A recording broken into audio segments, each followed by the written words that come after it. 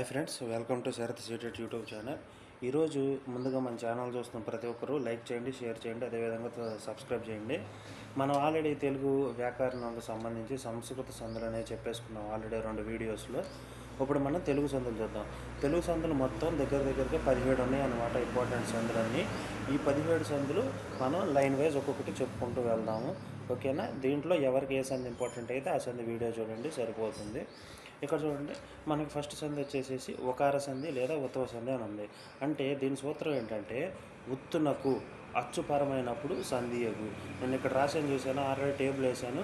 మీకు ఎగ్జాంపుల్ రాసేటప్పుడు నేను మీకు అర్థమైంది. ఇక్కడ ఉత్తునకు అచ్చుపరమైనప్పుడు సంధియగు అంటే ఇక్కడ రాముడు అతడు అనే ఎగ్జాంపుల్ ఉంది.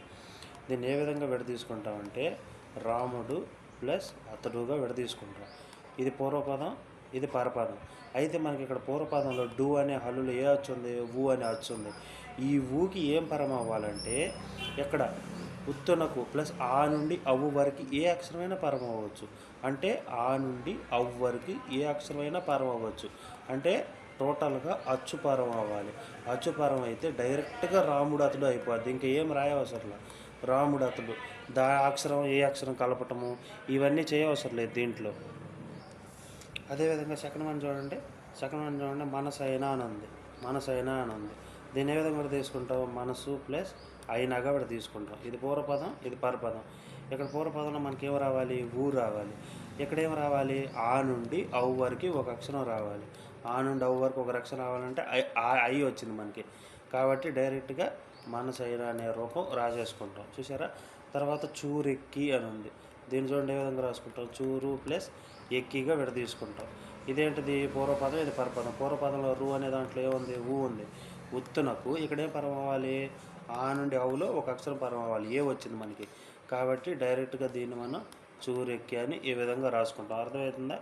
చాలా ఈజీ. నేనే ఇక్కడ మీకు విడదీసి రాస్తున్నాను, ఒకటి మాత్రం రాయను. సోముడు ఇతడు ఉంది, దాన్ని చూడండి, సోముడు ప్లస్ ఇతడు ఉంది, ఓకేనా? ఇది పూర్వపదం, ఇది పరపదం. ఇక్కడ డూలో ఏముంది, ఊ ఉంది. ఇక్కడ మనకి ఆ నుండి అవు వరకు ఒక అచ్చు రావాలి, ఈ వచ్చింది, కాబట్టి మనం డైరెక్ట్గా సోముడితడు రాసేయవచ్చు అనమాట. ఎంత ఈజీ. అయితే మీకు ఇక్కడ ఒక పాయింట్ చెప్పాలి. తెలుగు సందులు అంటే తెలుగు పదాలకు, కేవలం తెలుగు పదాలకు మాత్రమే జరిగేటటువంటి సందులు. మీరు జాగ్రత్తగా గమనిస్తే సవర్ణ దీర్ఘ సందులు కానీ వాటిల్లో కానీ రామాలయం, దేవాలయం అవన్నీ సంస్కృత పదాలు. అదేవిధంగా ఇక్కడ చూడండి, రాముడు అతడు, ఇవన్నీ మనం తెలుగులో మాట్లాడుకునే పదాలు. పట్టెడం అన్నం అంటే గుప్పెడు అన్నం అన్నమాట, చేతిలో పట్టేటటువంటి అన్నం. అదేవిధంగా సోముడితడు, చూరెక్కు, ఇవన్నీ తెలుగు పదాలు అన్నమాట. ఈ తెలుగు పదాలకు జరిగేటటువంటి సందుల్ని తెలుగు సందులు అంటారు. అదేవిధంగా సెకండ్ వన్ చూడండి, ఇత్వ సంధి అని ఉంది. ఈ ఇత్వ సంధి సూత్రం ఏంటంటే ఏ మ్యాదులకు ఇత్తుపరమైనప్పుడు సంధి వైకల్పికముగానగు. ఇక్కడ వైకల్పికం అంటే ఆల్రెడీ మన లాస్ట్ సందుల్లో చెప్పుకున్నాం. సంధి జరగొచ్చు లేదా జరగకపోవచ్చు, జరగొచ్చు లేదా పోవచ్చు. అయితే ఇక్కడ మనం ఇంకోటి గుర్తుపెట్టుకోవాల్సింది ఏంటంటే ఏం వ్యాధులు అంటే మనకి కొన్ని పదాలు ఉన్నాయి అన్నమాట. ఏంటి అంటే ఏమి, మరి, అది, అవి, ఇవి, ఇది, ఏది, ఏవి, ఇవన్నీ ఏం వ్యాధులు అనమాట. ఇవన్నీ ఏం వ్యాధుల పదాలు. ఏం వ్యాధులు అంటే కొన్ని పదాలను కలిపి ఏం వ్యాధులు అంటారు. అంటే వాటిల్లో ఏమి, మరి, కి, అది, అవి, ఇది, ఇవి, ఏది, ఏవి, వీటిని ఏం వ్యాధులు అంటారు. ఇటువంటి పదాలు పరమైనప్పుడు సంధి వైకల్పికంగా వస్తుందన్నమాట. ఏ విధంగా వచ్చిందో నేను ఇక్కడ మీకు రాసి చూపిస్తాను. ఏమంటివి అని ఉంది. ఏమి ప్లస్ అంటివిగా విడదీసుకుంటాం. ఇక్కడ మనకేంటిది, పూర్వపదంలో మీలు ఈ అనే అచ్చుపరం అయింది, దానికి ఆ పరం అయింది. ఇక్కడ చూడండి ఏమంటివి అని ఉంది. ఏం వ్యాధుల్లో ఏమి ఉందా, ఇక్కడ చూడండి ఏమంటివిలో ఏమి ఉందా, కాబట్టి ఇది డైరెక్ట్గా ఇత్వ సంధి. కళ్ళు మూసుకుని ఇత్వ సంధి పెట్టవచ్చు, ఓకేనా? ఇది ఒక ఎగ్జాంపుల్. తర్వాత మరేమి ఉంది. ఇక్కడ చూసారా, ఏం వ్యాధుల్లో మరేమి కూడా ఉంది. దాన్ని ఏ విధంగా విడదీసుకుంటాం, మరీ ప్లస్ ఏమిగా విడదీసుకుంటాం. మనకి ఏ వ్యాధుల్లో మరీ ఉంది కదా, ఇక్కడ కూడా మరీ ఉంది, కాబట్టి ఇది ఇత్వ సంధి. తర్వాత హరికి ఇచ్చాను ఉంది. దీంట్లో చూడండి, ఇది ఏం వ్యాధుల్లో లేదు. హరికి ఇచ్చానంటే హరికి ప్లస్ ఇచ్చే అని రాసుకోవాలన్నమాట. హరికి ప్లస్ ఇచ్చే అని రాసుకోవాలి. హరికి ప్లస్ ఇచ్చే అని విడదీసుకోవాలి. ఇక్కడ ఇక్కడ కీలో ఏముంది ఈ ఉంది, ఈ అనే అచ్చు ఉంది. మనకి ఇక్కడ కనుక పూర్వపదంలో ఈ వచ్చి ఇక్కడ పరపదంలో ఏదైనా ఉండొచ్చు, అచ్చు ఉండని ఏదైనా ఉండని. కాకపోతే ఇక్కడ మనకి తెలుగు పదమై ఉండాలి. పదింతలు అన్నా ఎవరికి ఎంత అన్నా సరే ఇవన్నీ తెలుగు పదాలు. ఇక్కడ మనం హరికి అని అన్నాం. హరికి అంటే లాస్ట్లో మనకి కీ అనేది వచ్చింది చూసారా, ఇక్కడ కీ అనేది కూడా ఏం వ్యాధులు. అదేవిధంగా 10 అని ఉంది, 10 అని ఉంది, పదింతలు. 10 అంటే ఇక్కడ చూసారా అది అవి ఇది ఇవి ఏది ఏవి ఉంది. ఆ విధంగా పదింతలు అంటే 10 ప్లస్ ఇంతలు, పదింతలు. అయితే ఇక్కడ దీలో ఈ అనే అచ్చు ఉంది, దానికి ఈ అనే అచ్చు పరమైంది. అయితే ఇక్కడ పదింతలు అనేది మొట్టమొదటిగా మనకి తెలుగు పదం. తెలుగు పదాలతో సంధి జరిగి పూర్వపదంలో ఈ కనుక వచ్చి అది ఏం వ్యాధి అయితే కనుక దాన్ని ఎత్వ సంధి అంటాం. చూసారా ఎంత సింపుల్గా ఉన్నాయో. నేను ఇన్ని ఎగ్జాంపుల్స్ రాశాను, మీరు ఇంకా మీ టెక్స్ట్ బుక్స్లో చూసి మీరు సొంతంగా ట్రై చేయవచ్చు. నెక్స్ట్ చూడండి, అత్వ సంధి అని ఉంది. అత్వ సంధి అంటే అత్తునకు అంటే పూర్వపదంలో ఆ అనేది రావాలి. అత్తునకు సంధి బహుళముగానగు. ఇక్కడ బహుళం అంటే ఏంటంటే 4 విధాలు. బహుళం అంటే 4 విధాలు. ఇక్కడ బహుళం అంటే 4 విధాలు అనమాట. 4 విధాలు ఏ విధంగా అనేది నేను రాసి చూపిస్తాను. నిత్యం అంటే ఎల్లప్పుడూ సంధి జరిగితే, నిషేధం అంటే సంధి జరగకపోతే, అన్య విధం అంటే ఏ విధంగానైనా సరే అది సంధి జరిగిద్ది, వైకల్పికం అంటే ఆల్రెడీ మనం పైన చెప్పుకున్నాం, ఒకసారి సంధి జరిగిద్ది, ఒకసారి సంధి జరగదు. ఇక్కడ నిత్యంకి ఎగ్జాంపుల్స్ చూడండి. నిత్యం అంటే ఎల్లప్పుడూ సంధి జరిగిద్ది. అంటే ఇక్కడ రామయ్య ఉంది, దీని ఏ విధంగా విడ తీసుకుంటాం, రామ ప్లస్ అయ్యాగా విడ తీసుకుంటాం. ఇక్కడ చూశారు కదా, రామ ప్లస్ అయ్యా ఉంది. దీంట్లో పూర్వపదంలో మాలో ఆ అని అచ్చు ఉంది, అదేవిధంగా పరపదంలో మనకి అచ్చుపరమైంది. ఇక్కడ మనకు చూసారా అత్తునకు సంధి బహుళముగానగా అంటే ఇక్కడ ఆ వచ్చేసి అందరు కన్ఫ్యూజ్ అవుతారు. ఇక్కడ ఆ వచ్చింది కదా సార్, ఇక్కడ ఆ వచ్చింది కదా, అప్పుడు సవర్ణ దీర్ఘ సంధి అయిద్దేమో అనుకుంటాం. కానీ మనకు సవర్ణ దీర్ఘ సంధిలో ఏమవ్వాలి, ఇక్కడ మాకి దీర్ఘం రావాలి, కానీ ఇక్కడ మాకి దీర్ఘం లేదు కాబట్టి సవర్ణ దీర్ఘ సంధి కాదు. ఈ రామయ్య, సీతమ్మ ఇవన్నీ పేర్లు తెలుగు పేర్లు కాబట్టి తెలుగు సంధులు అవుతాయి.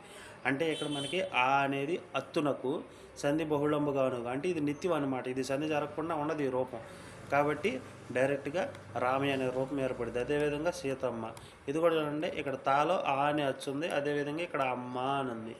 ఇక్కడ అత్తునకు సంధి బహుళముగాను సూత్రం ద్వారా సంధి అనేది నిత్యముగా వచ్చి సీతమ్మ అనే పదం అనేది ఏర్పడిపోద్ది. తర్వాత ఇక్కడ చూడండి, నిషేధం అని ఉంది. నిషేధం అంటే సంధి జరగదన్నమాట. సంధి జరగదు. సంధి ఏ విధంగా జరగదంటే చూడండి, ఇక్కడ నేను రాసి చెప్తాను. సంధి జరగదంటే వెలయాలు అని ఉంది. దీన్ని ఏ విధంగా విడ తీసుకుంటాం, వెల ప్లస్ ఆలుగా విడ తీసుకుంటాం. శల ఏరు అని ఉంది, శల ప్లస్ ఏరుగా విడ తీసుకుంటాం. మనకు అత్వ సంధి సూత్రం ద్వారా మనకేం వస్తుంది, అప్పుడు వెలాలు వస్తుంది, అదేవిధంగా శలేరు వస్తుంది రాసుకుంటే, లేదా వెలాలు లేదా శల ఏరు అని వస్తుంది. ఇక్కడ సంధి జరిగిందా, జరగలేదు. సంధి జరగనప్పుడు ఏమైందంటే ఎడాగమ సంధి వస్తుంది అనమాట. సంధి జరిగినప్పుడు ఎడాగమం వచ్చి ఎడాగమ సంధి, నేను అది కింద చెప్తాను, కింద చెప్పినప్పుడు మీకు అర్థమైంది. ఎడాగమం వచ్చి ఇక్కడ యా అనేది ఆగమంగా వచ్చింది. యా అనేది ఆగమంగా వచ్చి ఈ యా తర్వాత ఏ అక్షరం ఉంది, ఆగు దీర్ఘం ఇస్తే ఆ ఉంది కాబట్టి ఆగు దీర్ఘం అయిపోద్ది. ఇక్కడ ఏ ఉంది, ఏ ఉంది, ఇక్కడ ఏ ఉంది కాబట్టి యా ఏగా మారిపోద్ది. ఆ విధంగా వెలయాలు శలయేరు అనే పదాలు ఏర్పడతాయి అన్నమాట. ఇవి స్కూల్ లెవెల్లో కాకుండా అంతకన్నా ఎక్కువ టెట్ కానీ డిఎస్సి కానీ వాటిల్లో ఎక్కువ ఇంపార్టెంట్ అనమాట. స్కూల్ లెవెల్లో డైరెక్ట్గా గుర్తుపెట్టుకోవడానికి ట్రై చేయండి. అదేవిధంగా కాన్సెప్ట్ మీద ఒక చిన్న అవగాహన ఉంటే సరిపోద్ది. అదేవిధంగా అన్య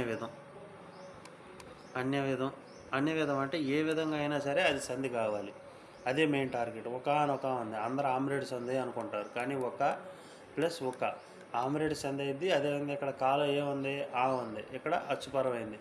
కానీ ఇక్కడ అన్య విధం అనే సూత్రం ద్వారా ఒకనొక అనే పదం ఏర్పడింది. అంటే ఏ విధంగా అయినా సరే సంధి చేయాల్సిందే. ఇక్కడ కూడా అంతే, తమలపాకు అని ఉంది, తమల ప్లస్ ఆకుగా విడ తీసుకుంటాం. కానీ అన్య విధం అనే సూత్రం ద్వారా తమలపాకు అనే రూపం వస్తుంది, తమలపాకు అని సూత్రం వస్తుంది. తమలపాకు ఇది మూ కాదు మా, తమలపాకు అనే రూపం వస్తుంది. అదేవిధంగా వైకల్పికం అంటే జరగవచ్చు, జరగకపోవచ్చు, పోవచ్చు అనమాట. చాలా ఈజీ ఇది. ఇవి మాత్రం బోర్డు లెవెల్లో కూడా చాలా ఇంపార్టెంట్. మేనత్త అని ఉంది, మేనా ప్లస్ అత్తగా తీసుకుంటాం. డైరెక్ట్గా సంధి జరిగిందనుకోండి మేనత్త అయిపోద్ది. అత్త సంధి ద్వారా సంధి జరిగి మేనత్త అయిపోద్ది. అదే సంధి జరగకపోతే మధ్యలో యా అనేది వచ్చి మేనయత్త అవుతుంది. ఓకేనా? అదేవిధంగా పుట్టినిల్లు, దీన్ని ఏ విధంగా తీసుకుంటాం? పుట్టిన ప్లస్ ఇల్లుగా తీసుకుంటాం. సంధి జరిగిందనుకో డైరెక్ట్గా పుట్టినిల్లు, సంధి జరిగితే డైరెక్ట్గా పుట్టినిల్లు. సంధి జరగకపోతే పుట్టిన ఇల్లు, యా వచ్చేసింది మధ్యలో. ఇక్కడ యా వచ్చింది, యా వచ్చి యాకి ఈ పరం అయితే ఏమైంది? యా గుడింత చూడండి, యాకి దీర్ఘం ఇస్తే యా, ఈ వస్తుంది అనమాట. ఇక్కడ ఈ ప్లస్ ఈ అయింది. ఇక్కడ ఏమైంది? యా ఉంది కదా, యా ప్లస్ ఆ ఏమైంది? యానే అయింది. ఆ విధంగా మేనయత్త అవన్నీ రూపాలు ఏర్పడతాయి అన్నమాట. ఇక్కడ చూడండి ఎడాగమ సంధి. ఎడాగమ సంధి అంటే యా కానీ ఎట్ట కానీ, ఎట్ట అన్నా సరే యానే అనమాట. యా అనేది ఆగమంగా వస్తే దాన్ని ఎడాగమ సంధి అంటారు. దీని సూత్రం ఏంటంటే సంధి లేని చోట అంటే సంధి జరగని చోట స్వరంబు కంటే పరమైన స్వరమునకు ఎడాగమంబు అని దీని సూత్రం. దీన్ని ఏ విధంగా రాయాలో నేను చెప్తానమాట. ఇప్పుడు మా అమ్మ ఉంది, మా ప్లస్ అమ్మగా తీసుకుంటాం. ఇక్కడ సంధి జరగదు. ఎందుకు సంధి జరగదంటే ఇక్కడ ఫస్ట్ మనకి పూర్వపదంలో ఒక అక్షరమే ఉంది, ఒక అక్షరం మాత్రమే ఉంది. అదేవిధంగా ఈ అక్షరం దీర్ఘం ఉంది, ఒక అక్షరం ఉంది, అదేవిధంగా దీర్ఘం ఉంది. మనం కనుక గమనిస్తే మన ఏ సంధి సూత్రం తీసుకున్నా సరే మనకి పూర్వపదంలో హ్రస్వాక్షరాలే ఉంటాయి. అంటే హ్రస్వాక్షరాలు అంటే ఈ మా అనే హల్లులో ఆనే వస్తుందన్నమాట. ఆ అనేది హ్రస్వమే కదా, ఆగు దీర్ఘం ఇస్తే ఆ అనేది దీర్ఘం. కాబట్టి ఇక్కడ సంధి అనేది జరగదనమాట. సంధి జరగనప్పుడు మనకేం రావాలి? సంధి లేని చోట స్వరంబు కంటే పరమైన స్వరమునకు ఎడాగమంబు అంటే యా వస్తుంది అనమాట. ఇక్కడ నేను ఒకటి ఈ ఫుల్గా రాస్తాను చూడండి. మా ప్లస్ ఇది ఆగమంగా వచ్చింది, ఆగమంగా వచ్చి అమ్మ అయింది. ఓకేనా? ఇప్పుడు ఈ యా ఉంది కదా, ఈ ప్లస్ ఇక్కడ ఉన్నటువంటి ఆ కలిపితే ఏమైంది? యా అయింది. ఆ విధంగా ఏం రూపం ఏర్పడుద్ది? మాయమ్మ అని రూపం ఏర్పడుతుంది అనమాట. అర్థమవుతుందా? నెక్స్ట్ చూడండి, ఇంకొక ఎగ్జాంపుల్ రాస్తాను. ఇక్కడ మీ ఇల్లు అని ఉంది, మీ ప్లస్ ఇల్లు ఏ విధంగా రాసుకుంటాం? మీ ప్లస్ ఇల్లు అని ఈ విధంగా రాసుకుంటాం అనమాట. అయితే ఇక్కడ దీర్ఘం ఉంది, సంధి జరగదు కాబట్టి ఇక్కడ ఇల్లు ఉంది. ఇప్పుడు ఇక్కడ ఏం చేస్తామంటే మీ ప్లస్ ఇల్లు ప్లస్ ఇల్లుగా రాసుకుంటాం. అప్పుడు ఏమైంది? మీ ఇల్లు అని రూపం ఏర్పడింది. ఇక్కడ ఏమైంది? ఈ ప్లస్ ఈ ఏమైంది? యా ఈ అయిపోద్ది అనమాట. నెక్స్ట్ ఎగ్జాంపుల్ చూడండి, మరి అప్పుడు అని ఉంది. దాన్ని ఏ విధంగా తీసుకుంటాం? మరి ప్లస్ అప్పుడుగా తీసుకుంటాం. సరే, ఇక్కడ రెండు అక్షరాలు ఉన్నాయి కదా, ఇక్కడ సంధి ఎందుకు జరగదంటే మన ఇచ్చిన ఉదాహరణ చూడండి. ఉదాహరణలో ఏముంది? యా అనే అక్షరం ఉంది. యా అనే అక్షరం ఉంది కాబట్టి దాన్ని తీసుకున్నప్పుడు మనకి మరి ఎప్పుడు అనే ఉదాహరణ రావాలంటే రూపం రావాలి. కానీ ఇక్కడ మనం ఏం చేసినా సరే మరి ఎప్పుడు అనే రూపం రాదు. మనకి ఒక్క ఎడాగమ సంధి సూత్రం ద్వారా మాత్రమే మరి ఎప్పుడు అనే రూపం వచ్చింది. కాబట్టి మనం ఇక్కడ మరి ప్లస్ ఈ ప్లస్ అప్పుడుగా రాసుకుంటాం. రాసుకున్న తర్వాత ఇక్కడ యా ఉంది, ఇక్కడ ఆ ఉంది. ఏమైంది? అప్పుడు ఈ ప్లస్ ఆ ఏమైంది? యా అయింది. ఆ విధంగా మరి ఎప్పుడు అని రూపం ఏర్పడుతుందన్నమాట. ఈ విధంగా సంధులు అనేవి చాలా సింపుల్. మనం కరెక్ట్గా ఏకాగ్రత వింటే మాత్రం ఈజీగా నేర్చుకోవచ్చు. ఈరోజుకి వీడియో ఇంతే. కాబట్టి మన వీడియో చూస్తున్న ప్రతి ఒక్కళ్ళు లైక్ చేయండి, షేర్ చేయండి, అదేవిధంగా సబ్స్క్రైబ్ చేయండి. Thank you for watching our channel. Thank you.